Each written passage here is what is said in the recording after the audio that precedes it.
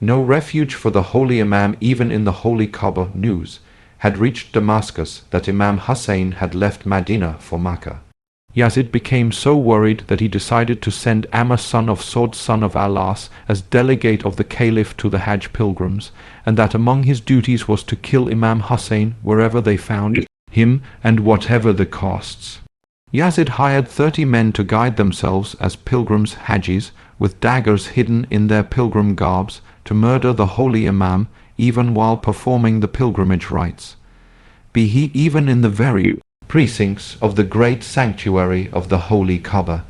Imam Hussain had received the letter from his deputy Muslim son of Aqil in Kufa to proceed towards Kufa without any delay, the letter which Muslim son of Aqil had written before what befell him. Later, Imam Hussain only waited for the pilgrimage to start so that he can proceed towards Kufa thereafter. But he got intelligence about the plot to kill him even in the holy sanctuary.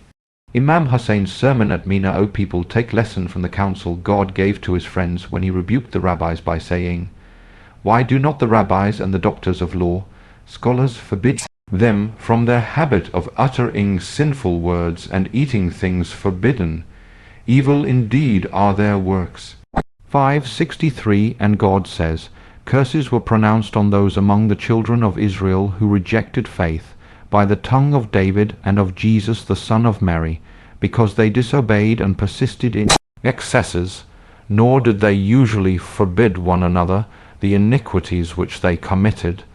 Evil indeed were the deeds which they did." 578-79. God reproached them because they saw with their own eyes the oppressors committing vile and corrupt acts, but did not stop them, out of love for the favors they received from them as well as fear of persecution and injury. However, God says, "Fear not men, but fear me."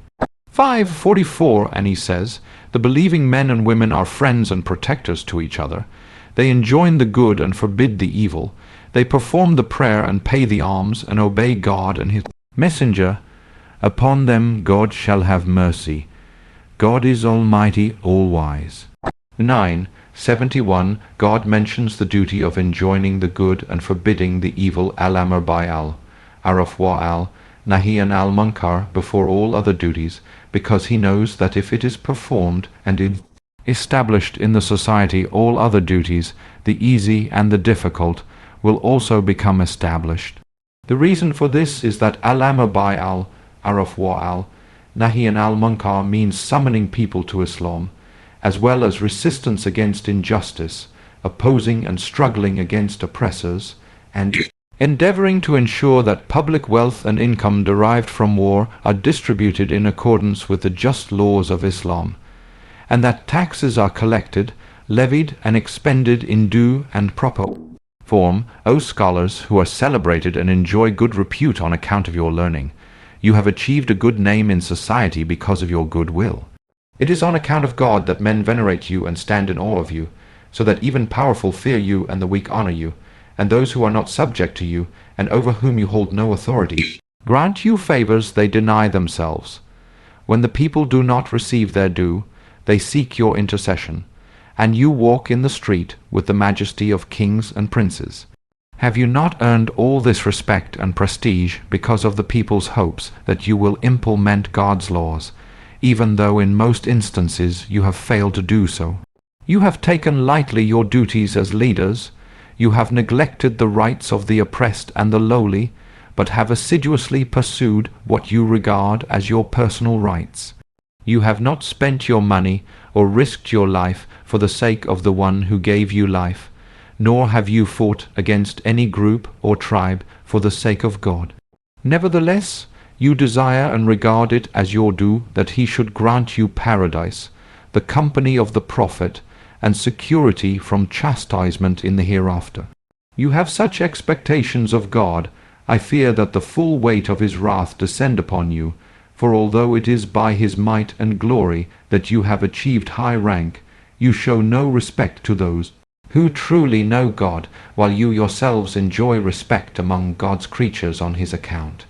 I am also afraid for you for another reason. You see the covenant enacted with God being violated and trampled underfoot. yet you show no anxiety when it comes to the covenants enacted with your fathers. You become greatly disturbed and anxious if they are only violated in part. But the pledges you have given to the most noble messenger are a matter of complete indifference to you. The blind, the dumb, and chronically ill everywhere lack protection in towns, and no mercy is shown them. But you neither behave in accordance with your function and rank, nor you support or pay any regard to those who do. You purchase your safety from the oppressive ruling powers with flattery, cajolery, and compromise. All these activities have been forbidden to you by God, and He has, moreover, commanded you to forbid each other to engage in them. But you pay no attention. The calamity that has befallen you is greater than what has befallen others, for true rank and degree of ulama has been taken away from you. The administration of the country and the issuing of decrees and ordinances should actually be trusted to religious scholars who are guardians of God's ordinances concerning what is permitted and what is forbidden. But your position has been usurped from you, for no other reason than that you have abandoned the truth al-haq, and have disagreed about the nature of the sunnah, despite the existence of clear proofs. Had you the forbearance to endure adversities and hardships for the sake of God, then all proposed regulations, God's affairs, would be brought to you for your approval and for you to issue.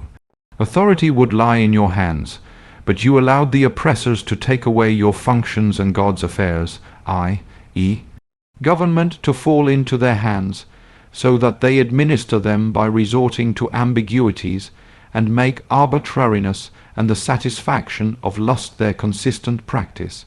What enabled them to gain control of government was your fleeing in panic from inevitable death and your love of life, which shall in all certainty depart from you.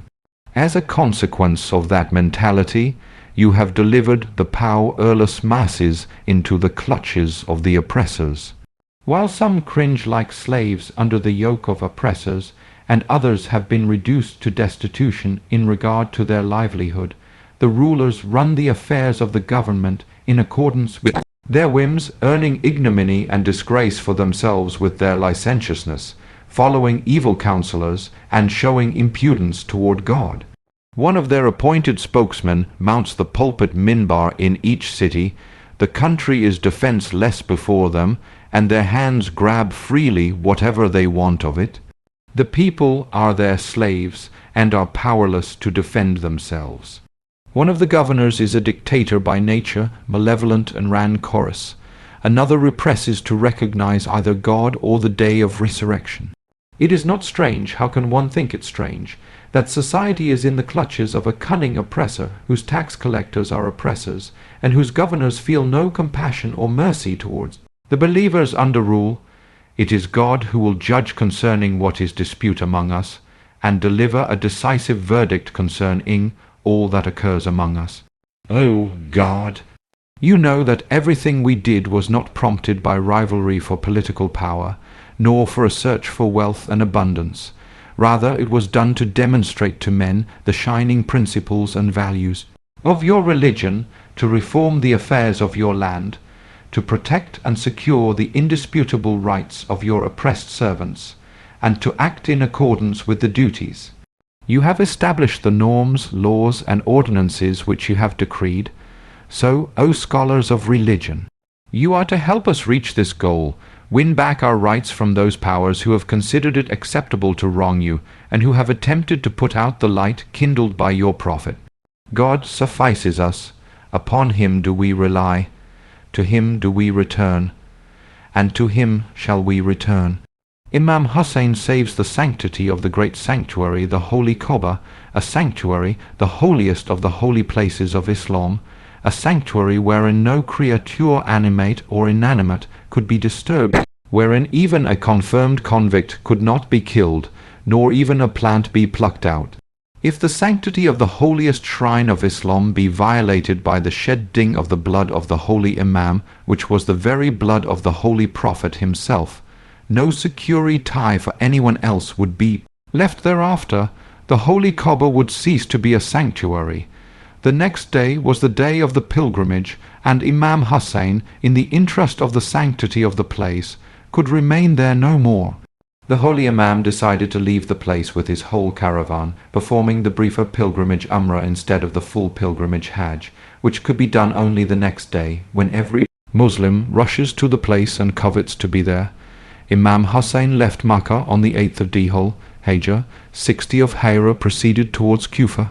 His cousin Abdullah, son of Abbas, asked him to wait and warned him, "You might be killed, and the people of Iraq are not reliable. At least go some other place, such as Yemen, where your father had followers."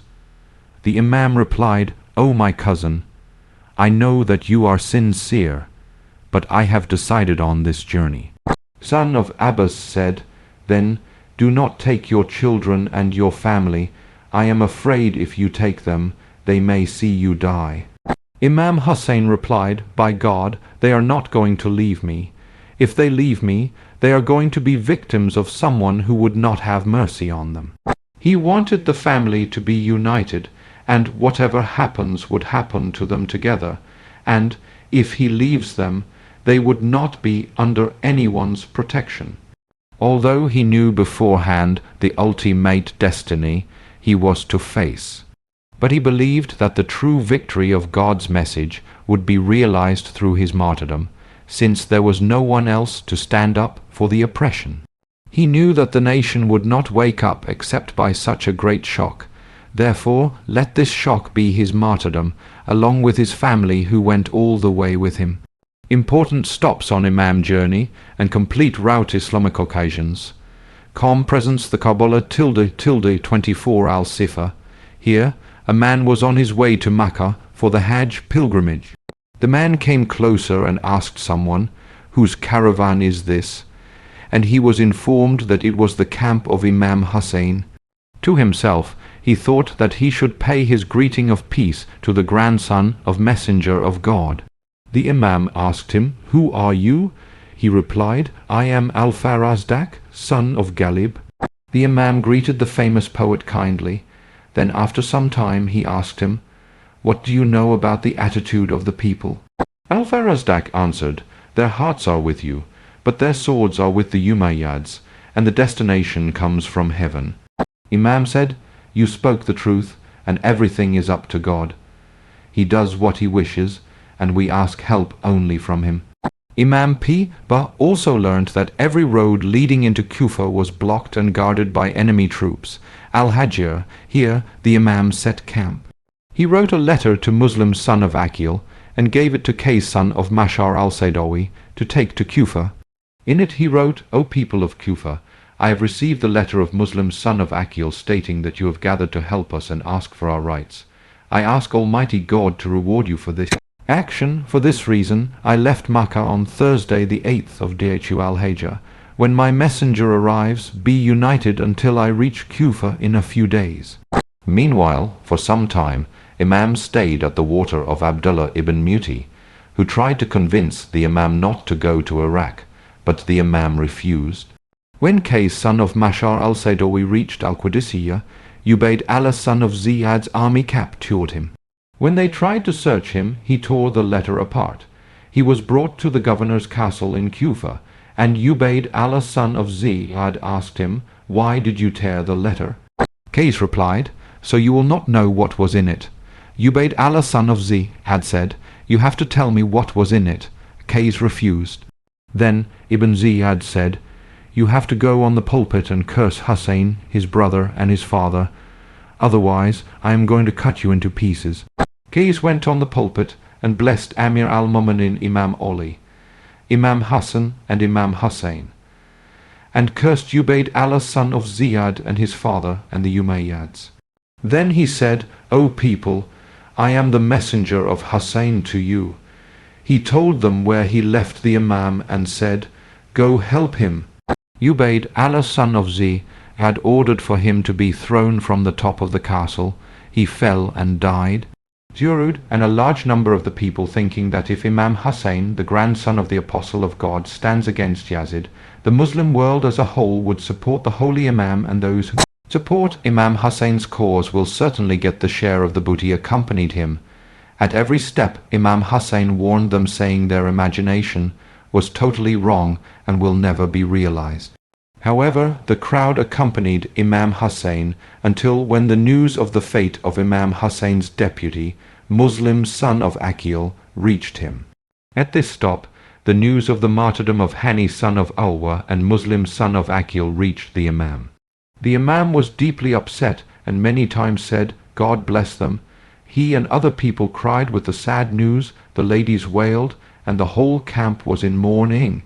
Then 2 of his companions stood and said, "O grandson of the Prophet of God, please change your decision and do not go to Kufa." Others disagreed and said, "We have to continue and die the same way as Hani and Muslim died for the cause." The Imam listened to each conversation and looked deeply into their faces and then said, "There is no goodness in life after these 2, Hani and Muslim." And the crowd began deserting Imam Hussain in large numbers. Sharaf, here, the Imam set camp and asked his children to resupply with water and carry more water than they needed. When he heard one of his followers saying, "Allahu Akbar, God is great," the Imam asked him, "Why did you say that?" He answered, "I see palm trees in the far distance." All the people around him said, "There are no palm trees around here in this desert." When they looked carefully, they saw spears and horses. The Imam agreed and said, "That must be it." Then he asked, "Is there any shelter here?" They told him there is a place called Dilchu, Hazm on the left, and that is the best place to take shelter. The Imam went there and set his camp. Then at noon, the command of a famous commander, her son of Yazid al-Riyahi, with 1,000 soldiers, appeared in front of the Imam, carrying a message from Ubayd Allah son of Ziyad, ordering him to prevent the Imam from returning to Medina or capture him and bring him to Kufa. By the time they met, Imam Hussein's caravan, her son of Yazid al-Riyahi, and his troops had run out of water and were nearly dying of thirst. When the Imam saw that the army of her son of Yazid al-Riyahi was thirsty, he asked his followers to give them and their horses water. They gave all of them and all of their horses water, except for the last animal. The inexperienced rider of this last camel came to the Imam, not knowing how to water his animal, and Imam Hussain told him, "Anik al-Rawiya." In the Hijazi Arabic dialect, it means loosen the ropes around the camel's neck so it can drink, but in the Kufi Arabic dialect, it means loosen the neck of the water bag. So the soldier loosened the knot around the water bag, and the water spilled out. Then Imam Hussain did it himself and showed the soldier how to loosen the ropes and let the camel drink. Then, after all of the army and their animals were finished drinking, the Imam stood and said, "I did not come here until all of your letters came to me, and the letters say that you do not have any leader and that you need my help as guide. If that is still your demand, give me something that shows that you are truthful in your promises, and if you do not like me, I will return to where I came from." The soldiers were silent. No one spoke a word. Then Hajjaj son of Masrak made the call to prayer for the Dhuhr noon prayer. The Imam said to her son of Yazid al-Riyahi, "You are the chief of your army. You go and pray with your own people." Her son of Yazid al-Riyahi replied, "No, we pray with you." Her son of Yazid al-Riyahi, with all of his troops, prayed behind Imam Hussain. When the Imam finished the prayer, he stood and said, "O people, fear God and find the truth and follow it. We are the members of the house of the Prophet. We deserve trust more than those who do injustice. If you do not like us, or you ignore our rights, or you have changed your minds from whatever you have written to us before, then I will leave you." Her son of Yazid al-Riyahi said, "Written? I do not know what letters you are talking about." The Imam asked one of his followers to bring 2 sacks of letters. Her son of Yazid al-Riyahi said, "I am not one of these people. I have been ordered not to leave you alone until I bring you back to Kufa, to Ubayd Allah son of Ziyad." The Imam said, "Death is before that."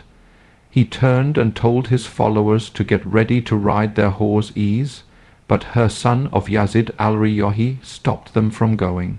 Then, for the first time in his life, the Imam spoke an insult. "Your mother sits mourning you." Then he said, "What do you want from us?" "Her son of Yazid al-Riyahi replied, If anyone beside you had said those words to me, I would have replied the same to him, but I cannot do that to you for your mother Fatima Piba. However, take it road between you and Kufa, which does not reach Kufa nor goes to Medina, until I write to Ubayd Allah son of Ziyad and see what his orders are. May God relieve me from this catastrophe." Then he said to the Imam, "I bear witness that if you fight, you will be killed." The Imam said, "Are you threatening me with death? Are you going to kill me? Are you helping the messenger of God?" When her son of Yazid al-Riyahi heard this, he turned around and left the Imam. He did not want a confrontation with the Imam. The Imam's caravan continued in an unknown destination, and her son of Yazid al-Riyahi's army followed behind. It was a mysterious move divinely guided by the will of the Lord to fulfill the great sacrifice destined to take place in the seed of Abraham. Nainawa, when the Imam's caravan came near this place, they saw a man on a horse coming towards them. He was carrying a message from Ubayd Allah son of Ziyad to her son of Yazid al-Riyahi. Her son of Yazid al-Riyahi came and read the letter to Imam Hussain. "Be firm with Hussain. When you read my letter, do not let him camp anywhere but in the desert where there is no water and no fortification." The Imam said, "Then let us go to Nainawa or Gadariya or Shufaya." Her son of Yazid al-Riyahi replied, "I cannot do that because the messenger is a spy on me." Zuhair son of al-Kain said, "O grandson of the messenger of God, to kill these people now is easier than fighting with the reinforcements that will come after them. Let us start fighting and finish them. After these will come people that we will not be able to fight." The Imam said, "I am not going to start the fighting." Zuhair said, "There is a village here on the Euphrates, and has a fort, and the Euphrates crosses it. Let us go there." The Imam asked, "What is it called?" He said, "It's called Akkar in Arabic, means the cutting." Imam said, "I seek refuge with God from Akkar." Then the Imam asked her to let him go a little bit further. Her son of Yazid al-Riyahi agreed, and the Imam's caravan went with her troops following behind until they reached Karbala, land of distress and disaster. The day Holy Imam's caravan reached Karbala was 2nd of Muharram, 61 Hijra. Those who worship and adore God do not worship others. Imam Hussain Piba. The prophesied desert of Karbala, at a place near the Euphrates, the Holy Imam's steed suddenly stopped, and in spite of the unusual spurring, the animal did not move, but raised its head towards heaven as if to say that it was helpless, and could not step forward any more.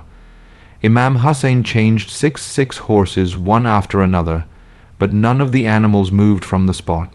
Gathering the people in the neighborhood, the Holy Imam inquired the name of the place. Some said Maria, some said Nainawa, and some said Châteaufur, but the Holy Imam was not satisfied, and continued his inquiry, asking if there was any other name for the place. An old man stepped forward and said, "O son of the Apostle of God, I have heard from my ancestors this plain being called also as Karbala." The moment the Holy Imam heard the name of Karbala, he smiled, thanked God, and said, "Surely this is the plain I was in quest of. This is the place where my holy grandfather had prophesied that I, with all my faithful companions, will lay slain after suffering 3 days hunger and thirst. Here will the garden of Fatima be cut and destroyed. I cannot, and I will not move an inch from this place. I have reached the destined destination." Saying this, the Holy Imam ordered the caravan to be stopped, and declared that the journey had ended as he had arrived at the desired destination. Tents were ordered to be pitched, but Bibi Zainab, Hussein's sister, hearing of the Imam's decision to camp there, wept and sent for Hussain and requested him, saying, "Brother dear, do not camp here. Somehow my heart is restless and does not consent. Brother dear, since our arrival on this plain, I distinctly hear the lamenting voice of our dear mother. wailing somewhere nearby in this desert. Imam Hussain, hearing his mother's name, shed tears and said, "Zainab, we need not fear when God is with us. It is immaterial, sister, where we camp. This is the place, sister dear, I was in quest of, and thanks to God I am at it, and now, sister dear, I cannot move from here."